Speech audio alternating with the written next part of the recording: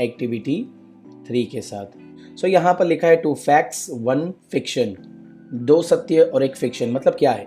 The teacher divides the students in groups of 4, 4 बच्चों का एक ग्रुप, रोल नंबर के हिसाब से, जैसे 1 to 4 रोल नंबर एक ग्रुप, 5 to 8 सेकेंड ग्रुप, और उनको रैंडमली चीट्स यूज करती है मैडम, और रैंडमली ये ग्रुप में सबको डिस्ट्रीब्यूट कर देती है।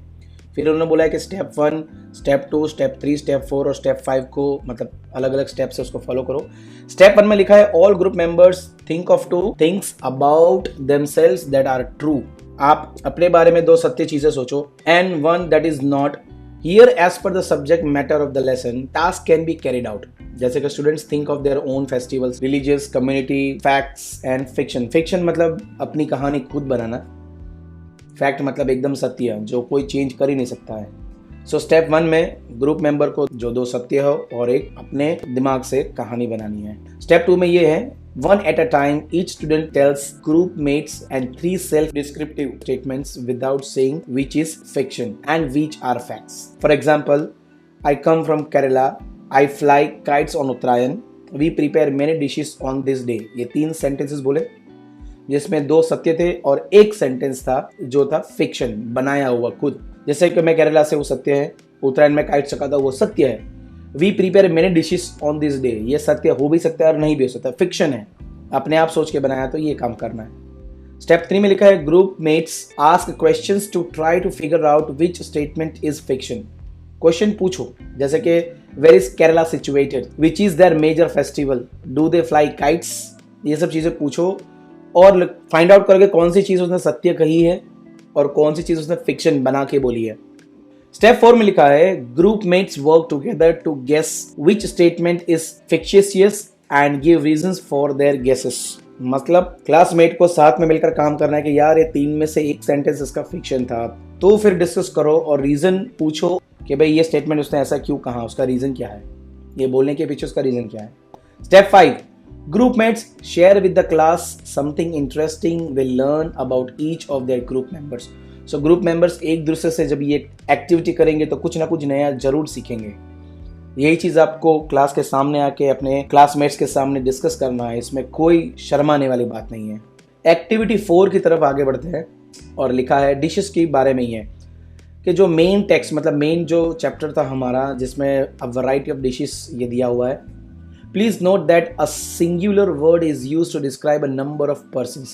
एक singular word नोट करो कि एक single word दिया है variety of dishes जिसमें describe करता है a number of person और a thing taken together। जब एक साथ में किसी झुंड को लेते हैं जैसे group of people, group of birds, group of animals, तो उनके लिए एक शब्द यूज करता है जिसे हम collective nouns कहते हैं। ये ग्रामर टॉपिक है बच्चों। एक नेक्स्ट पेज पे हमारे पास बहुत सारे collective nouns है, सारे मिक्सड अप है। मैंने इसके आंसर्स आपके लिए ढूंढ के रखे, बट आप लोगों को ग्रुप में पैर में ढूंढना है इसको और लिखना है। चलिए दिखा देता हूं मैं आपको। सो आप देख सकते हैं सूटेबल कैटेगरी के हिसाब से ये जितने भी वर्ड्स आपको यहाँ पर दिख रहे हैं ये सब के सब क्या है, ये सब के सब आपको यूज करने नीचे यहाँ पर और इसकी सही पैर बनानी है। जैसे कि यहाँ पर पीपल के रिलेटेड कौन से वर्ड्स यूज होते हैं, जैसे अ क्लास ऑफ स्टूडेंट्स, स्टूडेंट्स का तो क्लास ही होता है। अ कॉयर ऑफ सिंगर्स, सिंगर्स का जो ग्रुप होता है जब साथ में गाता है उसे बोलते हैं कॉयर। इसके बाद नेक्स्ट है सोल्जर्स के बारे में लिखा है, तो ग्रुप ऑफ सोल्जर्स को बोलते हैं अ क्रू ऑफ सोल्जर्स। जो म्यूजिशियन होते हैं उसकी जो पूरी गैंग होती है उसको बोलते हैं बैंड ऑफ म्यूजिशियंस। आपने देखा होगा कई पार्टियों में। थीव्स, चोरों के ग्रुप को बोलते हैं गैंग ऑफ थीव्स। सोल्जर्स के ग्रुप को बोलते हैं अ रेजिमेंट ऑफ सोल्जर्स। टूरिस्ट के ग्रुप को बोलते हैं अ फ्लोक ऑफ टूरिस्ट। नेटिव मतलब जो विलेज के कुछ लोग होते हैं कि भाई ये यहाँ के लोग हैं, उसे बोलते हैं अ ट्राइब ऑफ नेटिव्स। फिर कुछ वर्ड्स एनिमल्स के लिए भी यूज होते हैं कलेक्टिव नाउन्स में। A catch of fish, fish का जो ग्रुप होता है, बहुत सारी फिश आप देखते हो तो उसे hey look at that catch of fish, मतलब बहुत सारे फिशेस को देखो। बहुत सारे शीप या बर्ड्स हो तो अ फ्लीट ऑफ बर्ड्स और अ फ्लीट ऑफ शिप।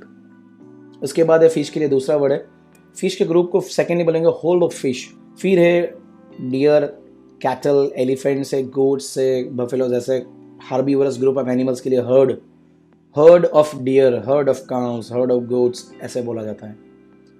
छोटे छोटे बच्चे हो एनिमल्स के उसके लिए लिटर ऑफ पपीज या तो litre of kittens, litre of cups. मधुमक्खियाँ, उंदर, एंड्स, बीज, छोटी छोटी एनिमल्स के लिए स्वॉर्म, ये वर्ड होता है, स्वॉर्म ऑफ बीज या तो swarm of ants, swarm of rats या तो स्वॉर्म ऑफ फ्लाइज। ऑक्सन हो, डॉग्स हो, हॉर्सेस हो, उनके ग्रुप के लिए a team of horses, a team of ducks, a team of oxen, ये वर्ड्स यूज होते हैं। और डॉग्स का जो ग्रुप है उसके लिए अ कैनल ऑफ डॉग्स। सो ये एनिमल्स के लिए होंगे। कुछ चीज़ों के लिए वर्ड्स जैसे कि अ गैलेक्सी ऑफ स्टार्स, जब आप आकाश में देखते हो स्टार्स को तो उसे बोलते हैं गैलेक्सी ऑफ स्टार्स। वुड के बहुत सारे वुड पड़े हुए हैं, उसके ग्रुप को बोलेंगे अ स्टैक ऑफ वुड। पता है वुड्स को इकट्ठा बांध के रखते हैं, बहुत सारा वुड आपके गोडाउन में पड़ा हुआ है या तो घर के बाहर, उसे बोलेंगे स्टैक ऑफ वुड्स। बहुत सारी शिप्स है तो अ फ्लीट ऑफ शिप्स, ये वापस वर्ड आया फ्लीट। उसके बाद है स्टैम्प्स का कलेक्शन हो, फोटोग्राफ्स का कलेक्शन, ऑटोग्राफ्स, उसे बोलते हैं an album of stamps, an album of autographs, an album of photographs. Cards, a pack of cards, card का पूरा पैक आता है। Flowers, a bouquet of flowers, a bouquet of flowers. Keys का झुमके को बोलते हैं अ बंच ऑफ कीज। पर्वत, माउंटेन्स बहुत सारे जब एक साथ होते हैं तो उसे बोलते हैं अ रेंज ऑफ माउंटेन्स। आपने हिमालयन रेंज सुना होगा। सो बच्चों ये थे सारे collective nouns. When you read some English books ये आपको नजर आएंगे। जब भी आप कोई सेंटेंसेस बनाना चाहते हैं तो इसका आप इस्तेमाल जरूर करें। चलिए आगे बढ़ते हैं एक्टिविटी 5 की तरफ। सो एक्टिविटी 5 में बच्चों लिखा है वर्क इंडिविजुअली, अकेले काम करना है और एक पैराग्राफ लिखना है सिंपल पास्ट टेंस में। उत्तरायण के ऊपर, जैसे आपने उत्तरायण सेलिब्रेट कर लिया, आने वाला नहीं है, उसके बारे में लिखना है। चलिए आगे बढ़ते हैं बी की तरफ। Work in groups and fill in the blanks in the following paragraph with appropriate forms of verb in the past tense. बच्चों पास्ट टेंस का मतलब है भूतकाल, जो समय चला गया। कल आपने क्या खाया पिया, नहाया धोया, क्या किया, पढ़ा, वो सब समय चला गया। अभी जो आप मुझे देख रहे हैं, समझ रहे हैं, वो प्रेजेंट है, और कल क्या होगा उसे हम फ्यूचर कहेंगे। सो पास्ट टेंस में आपको लिखना है। वर्ब मतलब जो एक्शन वर्ड्स होते हैं उसको पास्ट फॉर्म में लिखना है। मे बी आप सभी को ना समझ में आए, इसीलिए आपको थोड़ा ग्रामर के टॉपिक्स भी रिफर करना जरूरी है। यहाँ पर इंटरेस्टिंग पैराग्राफ है फेस्टिवल्स के ऊपर। क्या लिखा है चलिए रीड करते हैं। Festivals indeed not only added colour to our routine life. मैंने एड का बना दिया, आप देख सकते हैं, एडेड सही वर्ड बनाया उसका, पास्ट टेंस में ऐड का एडेड। इसका मतलब है festivals indeed not only added colours to our life but they also rejuvenated our lives with new zest. सिर्फ कलर नहीं भरते, हमें एक नई जिंदगी, हमारी जिंदगी में एक खुशियां भर देते हैं, हमें उत्साहित कर देते हैं। रिजुविनेटेड का मतलब हमारी लाइफ में एक नया सा जेस्ट, एनर्जी, लव फॉर लाइफ आ जाता है, हमें मजा नहीं लगता है लाइफ में। फेस्टिवल्स नहीं होते तो हम उदास उदास रहते हैं, मजा भी नहीं आता है। Festivals are a means of preservation and transmission of our rich cultural heritage from generation to generation. Festivals हम क्यों मनाते हैं? अगर festivals नहीं मनाएंगे तो लोगों को राम भगवान के बारे में कैसे पता चलेगा कि हम दिवाली क्यों मनाते हैं? जन्माष्टमी नहीं मनाएंगे तो कृष्ण भगवान के बारे में कैसे पता चलेगा कि उन्होंने क्या किया था?